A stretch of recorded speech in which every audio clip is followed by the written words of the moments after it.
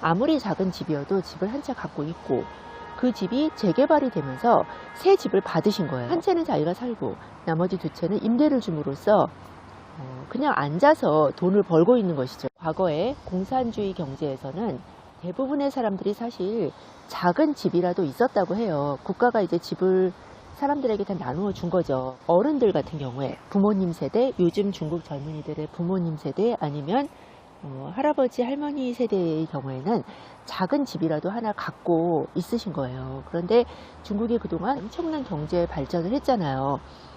그러면서 대도시 상해나 아니면 북경 같은 경우는 집값이 상상도 못할 정도로 오른 거예요. 지금 상해 같은 경우는 보통 사람들이 사는 집도 한 20억에서 40억 정도 된다고 합니다. 상해 시내는요. 그리고 북경도 사실 그 이상이라고 하고요. 그런데 옛날에 원래부터 상해나 북경 이런 대도시의 주민이었던 분들은 아무리 작은 집이어도 집을 한 채 갖고 있고 그 집이 재개발이 되면서 새 집을 받으신 거예요.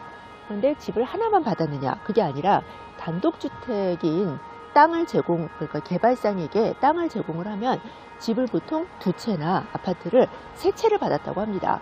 그런데 한 채만 해도 몇십억인데 지금 세 채면은 집이 엄청난 거잖아요. 그러면 한 채는 자기가 살고 나머지 두 채는 임대를 줌으로써 그냥 앉아서 돈을 벌고 있는 것이죠. 게다가 이제 재개발로 이제 아파트를 받은 분들은 그게 굉장히 달콤한 어떤 수익이기 때문에 다른 재개발 지구에 땅을 산다던가 우리 옛날에 딱지 산다고 했잖아요. 그런 식으로 또 투자를 하고 또 투자를 해서 정말 상상도 못할 부를 쌓은 사람들이 많다고 합니다.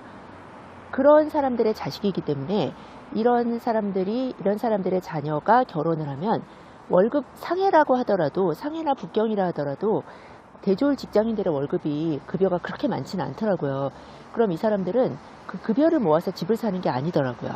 부모님이 집을 처음부터 장만해 줘서 집을 갖고 시작을 하고 월급은 그냥 다 쓰는 거예요. 쓰고 사는 거예요. 그러니까 밖에서 외부에서 보기에는 해외여행도 많이 다니고 사치품도 척척 사는 이제 중국 젊은 사람들이 굉장히 놀라운 거죠. 그 월급을 받아서 어떻게 그렇게 살 수 있는가 생각할 수 있지만 이 사람들은 그 돈을 모아서 뭘 할 생각을 않고 다 써버리고 또 생활비조차도 부모님의 지원을 받는 경우도 많다고 해요. 참 어떻게 보면 행복한 젊은이들인데요.